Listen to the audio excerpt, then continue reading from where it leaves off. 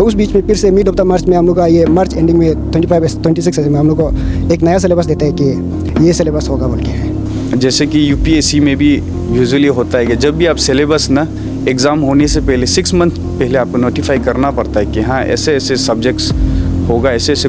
अभी तो बस थोड़ा सा ये हो रहा है कि मैं अभी पढ़ाई मतलब थोड़ा साइड ही कर दूँ, मेरा ऐसे डीमोटिवेट हम हो जाता है। नोटिफिकेशन को थोड़ा अर्ली जितना हो सकेगा आगे दे सके ताकि हम लोग भी अपना अच्छी तरह से प्रिपरेशन करें। और एक बहुत ही चिंताजनक फैसला जो अरुणाचल प्रदेश के हजारों इंजीनियरिंग एक्सपीरियंस के लिए कंफ्यूजन, फ्रस्ट्रेशन और निराशा का कारण बन गया है।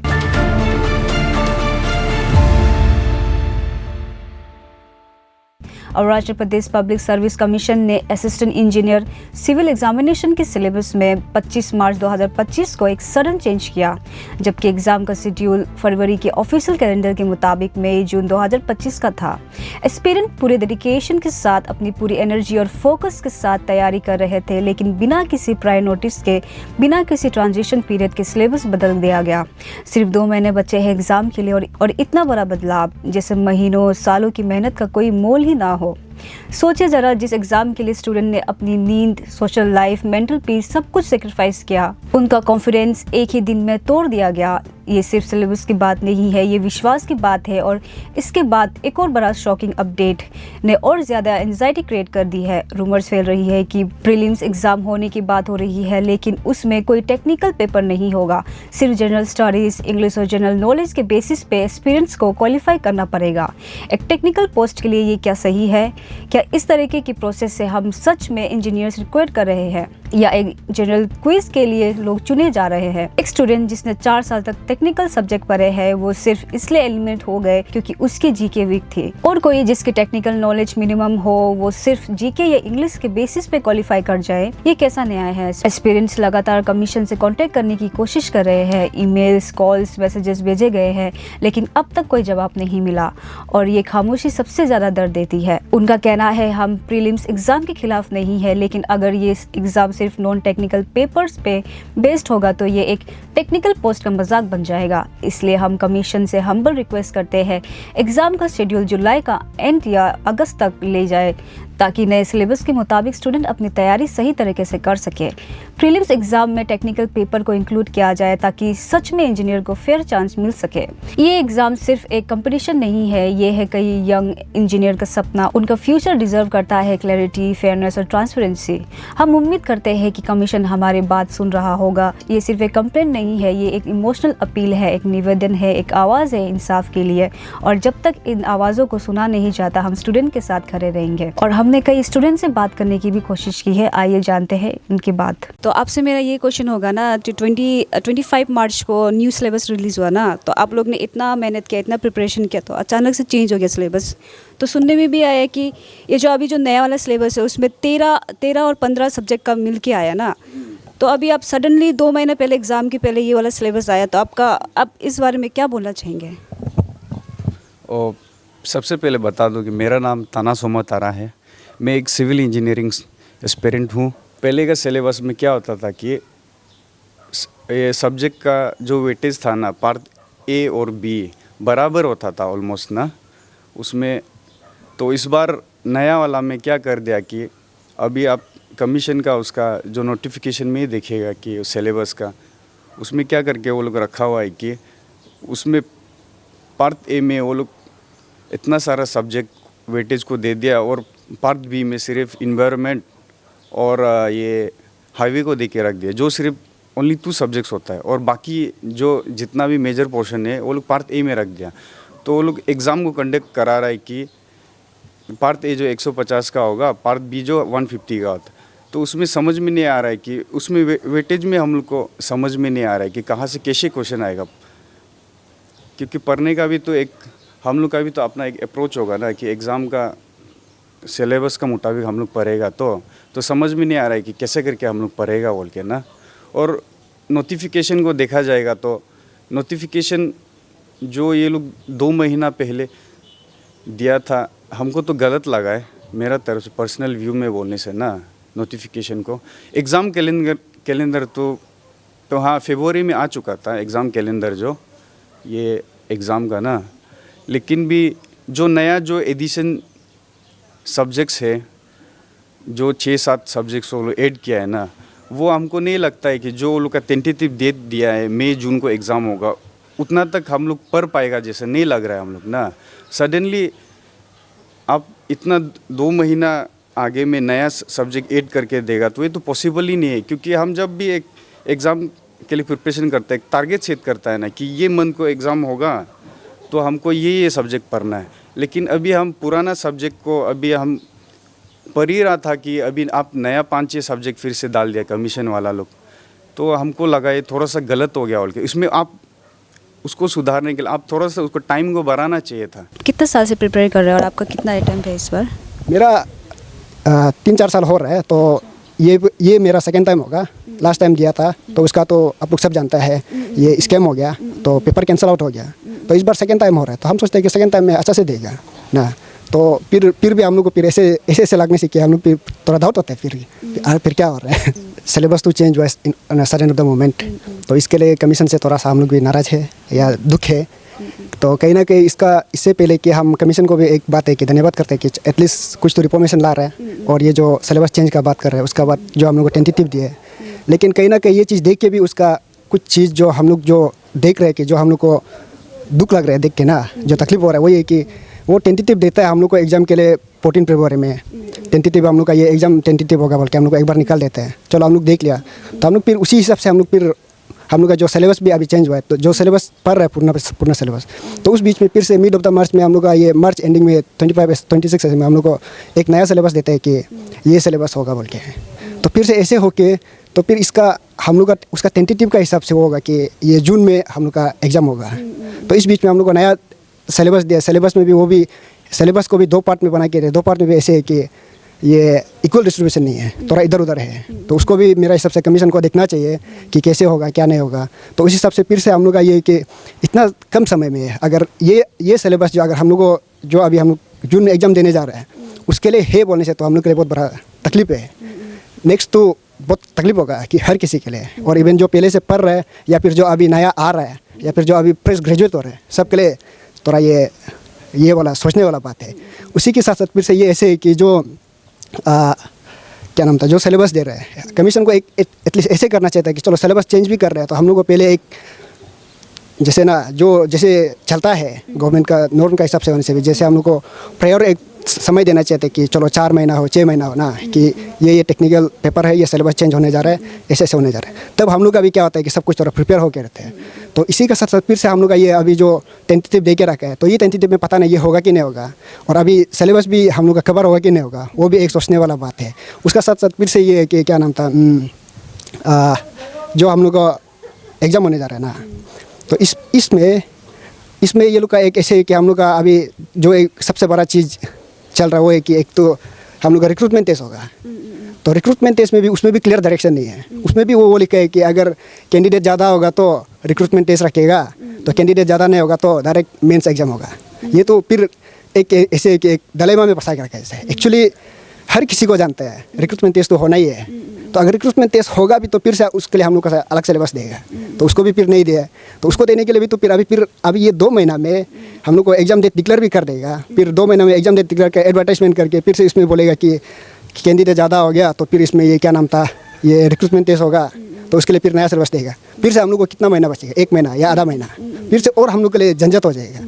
तो इस सबसे फिर से अभी ये जो हम लोग को सुनने में आ रहा है कि रूमर से ना क्या पता नहीं, जितना भी होगा जो रिक्रूटमेंट टेस्ट होगा उसमें हम लोग का ऐसे होगा कि पूरा सिर्फ GS होगा, सिर्फ जनरल स्टडी होगा, टेक्निकल भी नहीं होगा, कुछ भी नहीं होगा बोले। तो वो भी हम लोग का एक चिंता का बात है, सोचने वाला बात है। चलो हम लोग टेक्निकल लेवल के हम लोग पहले से पढ़ रहे हैं, अभी पढ़ भी रहे हैं, तो इस बीच में अभी फिर से टेक्निकल नहीं होगा। फिर से चलो हम लोग इतना ज़्यादा टेक्निकल पढ़ लिया तो अभी GS को फिर हम लोग को कोप अप करना पड़ेगा। तो इस बीच में हम लोग ये जो 1 महीना का अंदर में अगर कोप अप भी नहीं कर पाया तो फिर से हम लोग क्या बराबर ही है।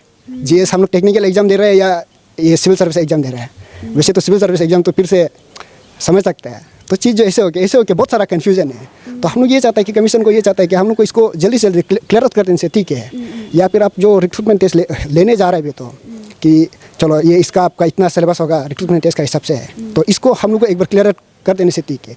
और ये एग्ज़ाम को भी फिर उस दिन टाइम्स में भी एक देखा था कि एक किसी एस्पिरेंट ने लिखा था कि एटलीस्ट 4 महीना से पोस्टपोन करना चाहिए, ऐसे भी लिख रहा था। तो ये सबको कहीं ना कहीं हमको देख के लगता है कि हम लोग भी है, दुख तकलीफ है, क्या करेगा ना। अभी उपाय नहीं, अगर कमीशन हम लोग को दे देगा तो समय दे देगा तो हम लोग तो करना पड़ेगा। तो अभी प्रोटेस्ट धरना करके तो फ़ायदा नहीं है, वो तो जितना करना कर चुका है। तो अभी जैसे वो बोलेगा हम लोग करना पड़ेगा, लेकिन हम लोग वही चाहते हैं कि कमीशन को ना, आप लोग भी थोड़ा देखो ना। और स्पेसिफिकली हम लोग का कमीशन का चेयरमैन को हम लोग समझते हैं, वो भी हम लोग का एक टेक्निकल आदमी है, तो हम लोग और अच्छे से समझते हैं कि ये टेक्निकल चीज़ बहुत अच्छा चीज़ होगा। तो इस हिसाब से हम लोग अभी इवन पेपर में भी ऐसे बहुत सारा चेंजेस हुआ है कि पहले जीएस टेक्निकल बराबर था तो इंग्लिश लोग ना उसको थोड़ा कम करके हम लोग का टेक्निकल थोड़ा ज़्यादा हुआ है, वो सबको हम लोग देख के अच्छा लगा है। लेकिन भी फिर इस बीच में ये सब जो टेंटेटिव देता है, टेंटेटिव का बीच में फिर सिलेबस देता है, फिर सिलेबस का फिर वो क्या नाम था नोटिफिकेशन के बाद, उसका बाद कैंडिडेट का हिसाब से फिर रिक्रूटमेंट टेस्ट होगा बोलता है। तो ये सब जो पूरा एक क्या बोलेगा ऐसे हो जाता है। तो इसको हम लोग सोचते हैं कि कमीशन जल्दी से जल्दी ना टिक कर देने से ठीक है, और हम लोग के लिए भी उस हिसाब से हम लोग भी अच्छा से पढ़ सके ना। और अभी जीएस बोलने से भी अभी जो फ्रेशली ग्रेजुएट होकर आ रहे हैं या फिर जो हम लोग है वो लोग भी अभी एग्जाम नहीं देना बराबर ही है, और ऐसे टाइप का ही हो जाएगा। जो बहुत पहले से 4-5 साल 6 साल से पढ़ के आ रहे हैं, जो पहले से दे के आ रहे हैं, वो लोग के लिए थोड़ा कुछ हो सकता है क्योंकि वो लोग पहले से पढ़ रहे था। तो हमको लगता है कमीशन को और थोड़ा इसको वर्कआउट करना चाहिए, बहुत सारा कमी है। स्टूडेंट तो कंफ्यूज है ही है ना, तो हम लोग भी बहुत कंफ्यूज है क्योंकि हम लोग अभी इतना साल से कोचिंग करके बैठ रहे हैं, उसके बाद सडनली मतलब सिलेबस चेंज हो जाना, तो उसमें फिर हम लोग ऐसे कि फिर उसके लिए भी फिर हम लोग को नया से मतलब पेरेंट्स से मतलब पैसा मांगना पड़ेगा। तो हम लोग अभी इतना दूर से आके यहाँ में बैठ रहे हैं, फिर हम लोग ऐसा है कि बैठने के लिए भी रहने के लिए भी पैसा मांगना पड़ रहा है, फिर कोचिंग के लिए अलग सा, फिर उसमें फिर नोट्स करने का समय नहीं है, उसके लिए भी नोट्स के लिए भी हम लोग पैसा मांगना पड़ रहा है। तो वो जो हम लोग के लिए बहुत फ्रस्ट्रेट हो जाता है, मतलब कि ना कि हम लोग इतना मतलब हम लोग के लिए भी है और पेरेंट्स के लिए भी फ्रस्ट्रेटिंग है ना ये चीज़ जो। तो हम लोग कितना मतलब पेरेंट्स को भी वो करते रहेगा, परेशान करते रहेगा। तो आई थिंक ये जो सिलेबस चेंजेस की वजह से हमको लगता है कि सबका मतलब दिल में तो मतलब वही रह गया कि अभी तो एग्ज़ाम छोड़ दो बस ना, क्योंकि आई थिंक ये एग्ज़ाम करने से अच्छा है कि हम लोग कुछ बिजनेस ही कर लें, इससे एटलीस्ट हम लोग को थोड़ा ये तो मोरल तो वो सपोर्ट मिलेगा। अभी अचानक से आप ऐसे करेगा तो हम लोग के लिए भी तो एक वो होता है कि डिमोटिवेट हो जाता है ना कि हम लोग करना क्या चाहिए, अभी आगे बढ़ के क्या करेगा हम लोग, इतना पढ़ाई करके कुछ फ़ायदा ही नहीं हो रहा, हम लोग को ये महसूस होता है। अभी आई थिंक जो कमीशन का जो फैसला आई थिंक मुझे बिल्कुल भी सही नहीं लग रहा है। आई थिंक उनको जो एटलीस्ट सिलेबस को भी आप डिवाइड किया है तो एक ना मतलब जैसे कि एक पार्ट में आपने पूरा 13 वो कर दिया सब्जेक्ट कर दिया, तो वो तो ज़्यादा वो हो जाएगा। तो उसके लिए तो हम लोग को आई थिंक लगता है कि दोनों में ही बराबर ही करना चाहिए कमीशन को, मेरा तरफ से वही है। इस बार का जो कमीशन वाला जो अभी इस बार का जो हम लोग का सिलेबस जो सेट किया है उस हिसाब से तो मेंस के लिए तो सही है। बस वही है कि थोड़ा सा तकलीफ उसी में है कि जस्ट वेटेज जो पार्ट ए पार्ट 2 में थोड़ा 1-2 सब्जेक्ट में गड़बड़ है। अदरवाइज जो वेटेज जो पहले प्रीवियस ईयर्स में जो हम पिछला साल जब हम एग्ज़ाम दिया था उसमें हम लोग टेक्निकल बैकग्राउंड के लिए थोड़ा सा तकलीफ हो जाता था। क्यों बोलने से उस समय में हम लोग हमारा होता था टेक्निकल का मेंस में होता था 200 मार्क्स और आपका इंग्लिश होता था 100, जीके 100 होता था और ऐसे हो गया टोटल 400 मार्क्स 400 मार्क्स हो रहा है। इसके बाद आपका 50 मार्क्स जो आपका क्या में होता था ये वाइवा में होता था, टोटल 450 ऐसे कुछ। अभी इस बार का ये चीज़ कमीशन का एक चीज़ अच्छा किया है कि हमें टेक्निकल को वेटेज ज़्यादा दिया है। उसके लिए हम कमीशन वाला को बहुत आभारी रहेगा क्योंकि पार्ट 1 पार्ट 2 करके 150 करके हमें क्या और ये जीके और ये इंग्लिश ये एप्टीट्यूड ये सबको वेटेज कम करके 150 मार्क्स कर दिया। हमको तो एक्चुअली इतना आइडिया नहीं था कि क्या क्या होता है कैसे होता है।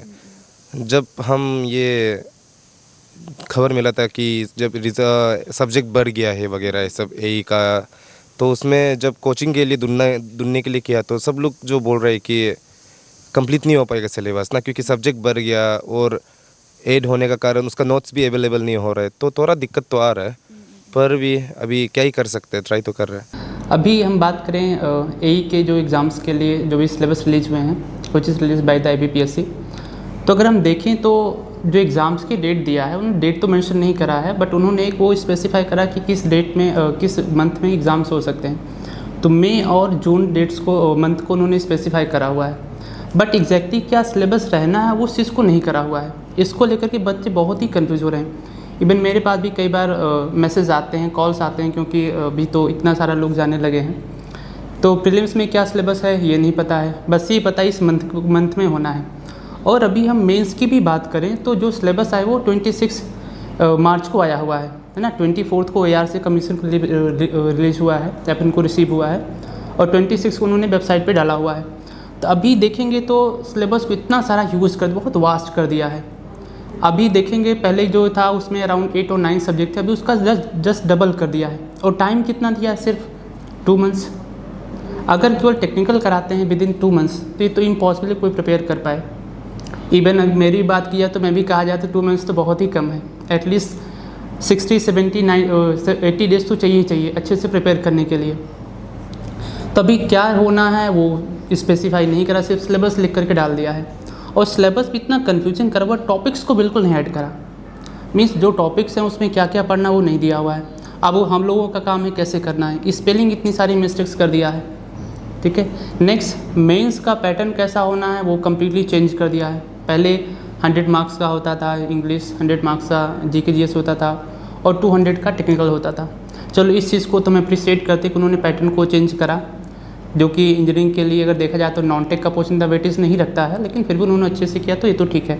सिलेबस को चेंज कर दिया भी ठीक है, बट सिलेबस इतना चेंज करके और एग्ज़ाम की डेट एकदम से पास कर दिया तो इस चीज़ को नहीं करना है। अगर इस चीज़ को करना है तो एटलीस्ट दे शुड इन्फॉर्म अगले 6 मंथ और 5 मंथ पहले तो बता नहीं था। अदर स्टेट को आप रेफ़र करेंगे, किसी भी स्टेट को देख लीजिए, MPPSC हो गया, UPPSC हो गया, BPSC हो गया, जब भी सिलेबस चेंज होना होता है वो पहले से ही नोटिस डाल देते हैं।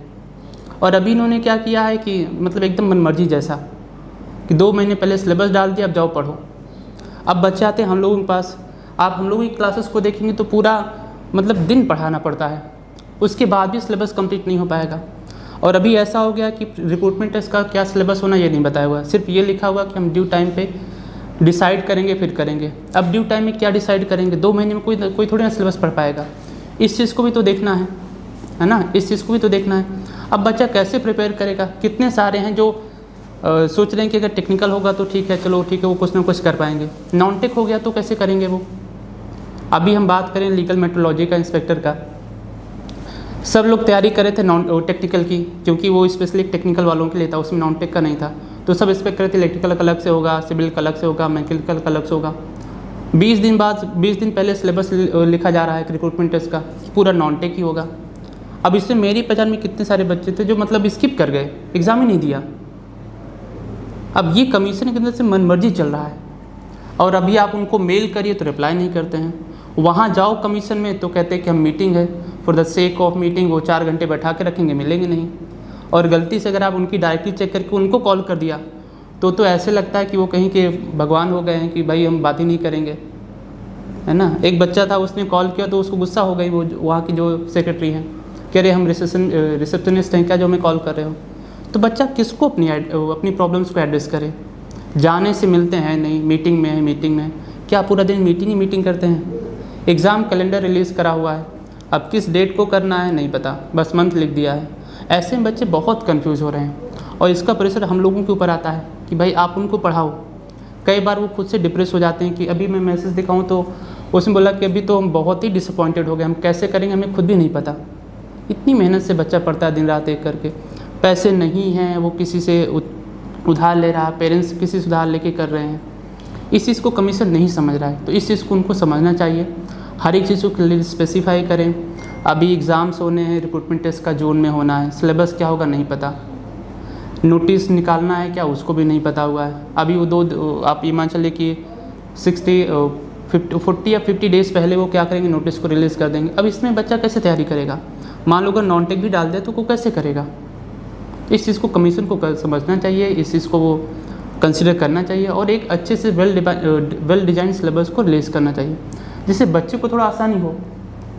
अगर उसी को परेशान करते रहेंगे तो एग्ज़ाम किसके लिए करा रहे हैं? खुद के लिए थोड़ी ना करा रहे हैं कि उनको बैठ के एग्ज़ाम देना है। और सिलेबस भी मैं अभी डिस्कस करूँ तो एक सेक्शन में कितने सिलेबस डाल दिया है, अराउंड 13 के आसपास। पेपर 2 में केवल 3 सब्जेक्ट को डाला हुआ है। मतलब क्या लॉजिक है उनको, मतलब वो लोग सच में कमीशन को चलाना चाह रहे हैं या फिर बस ऐसे ही अपना टाइम पास कर रहे हैं? इतनी स्पेलिंग मिस्टेक कर दिया है ना। जो टॉपिक जहाँ से है वो रखा नहीं है। एटलीस्ट उनको किसी टेक्निकल को एक्सपर्ट को हायर करना चाहिए इस चीज़ के लिए। अभी लेबोरेटरी असिस्टेंट का एग्ज़ाम हुआ, मतलब क्वेश्चंस को कॉपी पेस्ट मारा तो अच्छे से कॉपी पेस्ट भी नहीं मारा, क्वेश्चंस में कुछ और है, डायग्राम में कुछ और बना के दे दिया है। अब कैसे सॉल्व किया जाए? एटलीस्ट यूपीएससी के क्वेश्चंस को आप कॉपी पेस्ट मार रहे हैं तो एटलीस्ट अच्छे से तो कॉपी पेस्ट मारिए, और कॉपी पेस्ट मारने के बाद आप क्वेश्चंस को रीड आउट तो करिए। डेटा कुछ और दिया है, डायग्राम में कुछ और लिख रहा है, इतनी सारी मिस्टेक्स हैं। तो इस चीज़ को कमीशन को समझना चाहिए, बच्चों के वेलफेयर के लिए काम करना चाहिए, ठीक है, जिससे उनके जो प्रेशर है, अब सबको पता है लास्ट ईयर 2019 में एग्ज़ाम हुआ था, जो एक लिस्ट आई हुई थी, मतलब फाइनल एग्ज़ाम, फिर नोटिस आया 2022 में एग्ज़ाम्स हुआ प्रीलिम्स का, फिर से लीक हो गया। मतलब अगर देखा जाए तो 19 के बाद कोई एग्ज़ाम ही नहीं हुआ यही का, 2025 चला है, अराउंड 6 to 7 ईयर्स हो गया। अब तो जो बच्चों के पास 2-3 अटैम्प्ट और हो सकते थे वो तो बिल्कुल एकदम से चले गए, है ना। और कमीशन का एग्ज़ाम कैलेंडर कब रिलीज़ कर रहे हैं? एनिवर्सरी पर। कल को बोलेंगे उनकी शादी है तो शादी के दिन हम रिलीज़ करेंगे, एग्ज़ाम का रिजल्ट डालेंगे। कल बोलेंगे हमारे बच्चे का बर्थडे है तो हम बर्थडे के दिन डालेंगे। मतलब क्या बेसलेस लॉजिक है। इसमें बच्चों को इतना प्रॉब्लम्स होता है, इस चीज़ को कंसिडर नहीं करते हैं, ठीक है। तो मेरी भी कमीशन से यही रिक्वेस्ट होगी कि हर एक चीज़ को एकदम ट्रांसपेरेंट और सिंप्लीफाइड वे में करें, जिससे बच्चों को ज़्यादा परेशानी ना हो। अदर स्टेट का हम एग्जांपल लेंगे तो they are very good about the syllabus, about the exams, पहले ही पेपर लीक करा देते हैं, लेकिन कैसे होना है वो अच्छे से करते हैं ना, आपको सिलेबस बता देंगे। और कमीशन का ये तो एक SOPs में होना चाहिए, तो SOPs में होता है। सिलेबस चेंज हो रहा है तो 6 मंथ पहले आपको बताना ही होगा। किसी एक एक्सपर्ट की चले जाएं दिल्ली चले जाएं, वहाँ पे किसी एक्सपर्ट के हेल्प ले लें। जो चेयरमैन है वो तो खुद वहाँ से IT से अपने डॉक्टरेट करा हुआ है, वहाँ पे जाके किसी से एक्सपर्ट गाइडेंस ले लें। UPSC है, आप उसके पैटर्न को फॉलो करो, किसी से पूछने की ज़रूरत ही नहीं है, आपको सब कुछ मिल जाएगा वहाँ से। लेकिन क्या क्या करते रहते हैं कुछ पता नहीं है, बस ये होगा कि हम करा रहे हैं। तो मेरी कमीशन से ये रिक्वेस्ट होगी कि वो हर एक चीज़ को सिंप्लीफाइड वे में, डिटेल एक्सप्लेन में, और एटलीस्ट बच्चे जाएँ तो उनकी चीज़ को एड्रेस करें। एड्रेस नहीं करेंगे तो बच्चों का और फ्रस्ट्रेशन बढ़ता जाएगा। तो मेरी यही कमीशन से रिक्वेस्ट होगी।